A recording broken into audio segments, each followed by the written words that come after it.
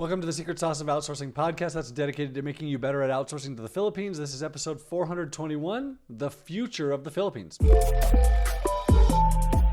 So I actually just want to talk about the kids in the Philippines in terms of the future workforce of the Philippines. So this is going to start with my son, who just came home from serving as a missionary in the Philippines. Spent 2 years there, and he talks about the kids. Some kids grow up watching YouTube and they speak perfect English, and some kids don't. Now, years ago, as I was talking with people, I learned that one of the good questions I would ask people when they were interviewing was, did you grow up watching Sesame Street or did you grow up watching Batty Bot, which is like the Filipino version of Sesame Street. And Batty Bot was in Filipino language, where Sesame Street was in English.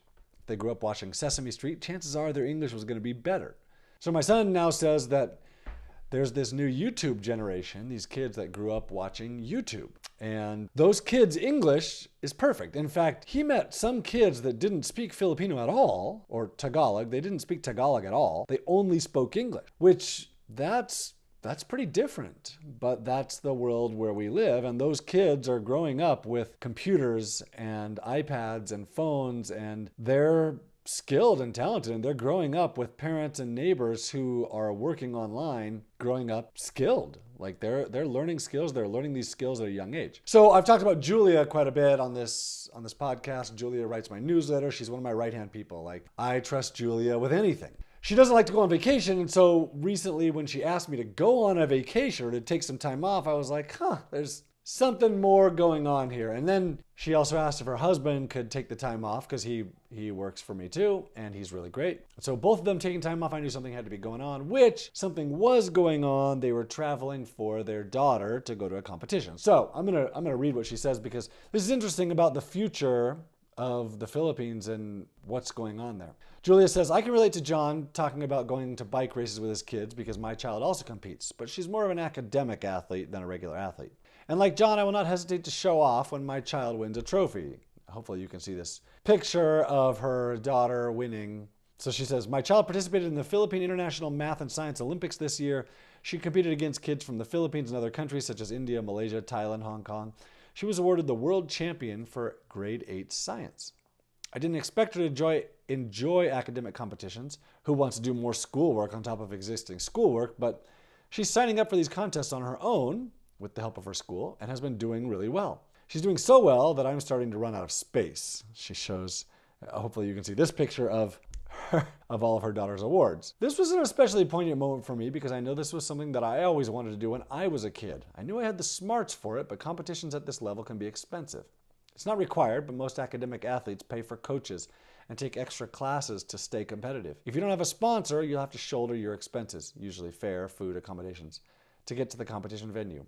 I never did it because we never had the money for it. So when my child started competing, I was so ecstatic. Never in my wildest dreams did I think I'd be able to do this for my child. But now I can. I can pay for advanced math and science classes. I can afford flights and hotel accommodations so my child can do more schoolwork under even more pressure, which is really funny.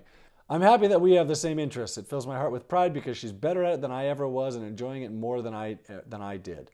Because she's been doing so well at these competitions, it's opening up many doors. She's getting the tools, skills, and opportunity that will help her secure her future. As a parent, I want my child to enjoy what I never had. It's my job to give her what she needs to prepare her for the future. Having a great online job made my job as a parent much easier.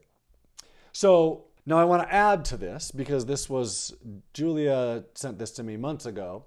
And since then, she asked if her daughter could work for us over the summer. And I think this was a couple episodes ago, I talked about how the culture in the Philippines brings kids to work where they're doing lemonade stands or working at McDonald's, where parents will pay for their kids to work at McDonald's. And this starts at a young age. So Julia asked us if her daughter could work for us this summer. And she said, she doesn't need to get paid. Now, we have paid her. But what she's been doing for us is editing videos into reels. So she takes content that I make and she turns it into a reel. And I think I talked about this on a recent episode. The point isn't that she's working for us, which I recently asked if she could continue working for us even though school has started, because I really like the work that she's doing. The point is, these kids are learning. They're learning young. They're learning really well. They're talented. And this isn't This isn't, Julia's daughter, I don't know, she's in 8th grade or 10th grade or I don't know. But this has been going on for years now, where like I hired my first people in the Philippines in 2005. His child has got to be about 16 now. And she's grown up with this her whole life. And this is, so all of these people that have gotten jobs since 2010 and they had teenagers, those kids now have learned and they're now in their 20s. And the kids that they had when those kids were 6, 7, 8 are now graduating from college and have grown up watching YouTube and have grown up watching their parents do things online. So their parents were at home and they saw, oh, you know how to do this and this and this and this. I'm going to learn that too. The point is, the future of online work in the Philippines is really, really bright. There's a lot of talent. There's a lot of kids that grew up with this. They have learned young.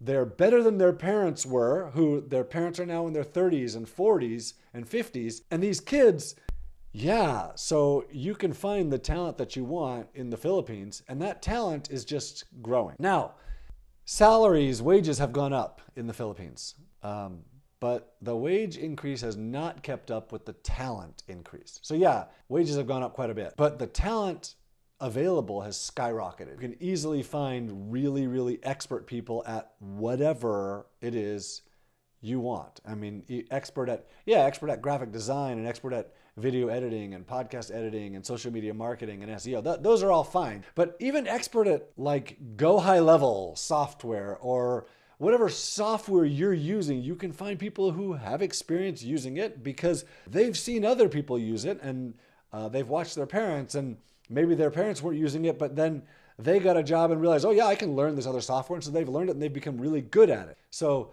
yeah, whatever it is that you're looking for, you can find people in the Philippines to do that. Now, if you have people working for you already, you might want to offer to say, hey, are your kids looking for a job this summer? What could they do? I just want to support you in supporting your kids. Maybe we can teach them some things, and maybe they can learn to edit videos. Maybe they can learn to do some SEO, some content writing. Maybe their kids speak fluent English and they can learn to do some linking for you. Whatever it is, it might be worth encouraging them, because that's the future of it. We just asked Julia if her daughter would stay with us, and yes, she is. She's staying with us.